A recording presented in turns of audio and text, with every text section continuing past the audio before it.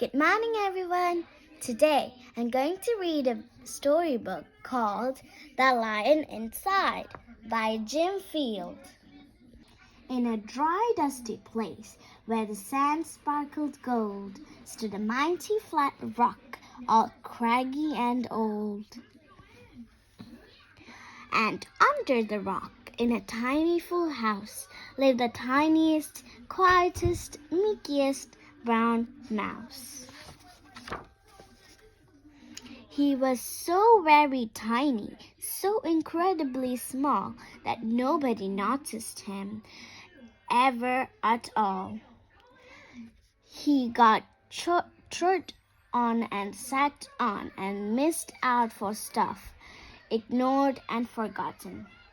Yes, mouse life was tough. Meanwhile, far above, on top of the rock, times were quite different. It was 9 o'clock. This huge, toothsome creature made sure everyone saw how important he was by how loud he could roar. He was head of the pack. He was shouty and tough. He loved showing the crowd he was made of strong stuff. Yes, all were impressed by this mighty king cat. If only, thought the mouse, I could be more like that. Then late one dark night, in his Minnie Mouse bed, the cleverest thought popped into his head. He jumped from the covers and held up a paw. I've got it, he said. What I need is a roar. I mean, what if this mouse with the weeniest squeak was a little more grrr and a little less meek? Well, he'd still be the smallest of fluffy brown mouse, but he'd make friends and join in, and life would be nice. Yes, thought the mouse, I must find out how. I will learn how to roar, and I will learn it now. But gloop, oh my gosh, there was only one beast who could teach him this thing. But might he make him feast? It was time to be strong. Take a chance. After all, forever was such a long time to feel small. So he made himself brave, and he thought like a winner.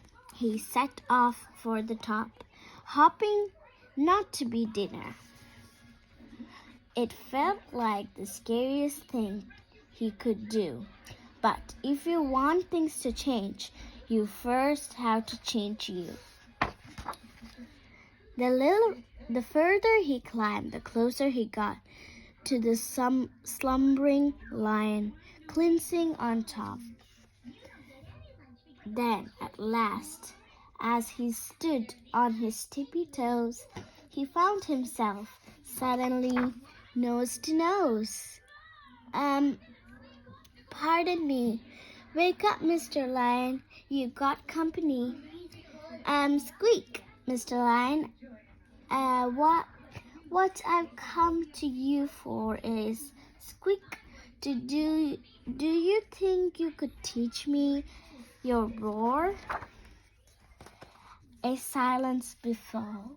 The twinkling plain lion opened his eyes and puffed out his mane. Time slowed right down. Why, it felt like a week. Then he opened his mouth and let out a eek. The lion was shaking, his paws all a frumble. He was backing away with a scrambling tumble. Don't hurt me, he whimpered. Oh, try to be nice. Well, my goodness, the lion was frightened of mice. Don't worry, Mouse peeped. I'm a friend, not a foe. Let's practice together. We will have fun, don't you know? That was a magical moment for sure, when Mouse didn't feel at all small anymore. He had found his true voice and learned to speak out. And for that, you don't need to roar or to shout. And from that day and always, the two were a pair. They both liked the rock better. Now the rock was to share. The mouse, while still little, felt big on his head. And the lion still roared, but with laughter instead. Ha ha ha, ha ha ha. Yes, that day they both learned that no matter your size, we all have a mouse and a lion inside. The end. Did you like the story? Thank you for listening, and bye-bye. And the moral of the story is, no matter what your size is, but we all have a mouse and a lion inside. The end.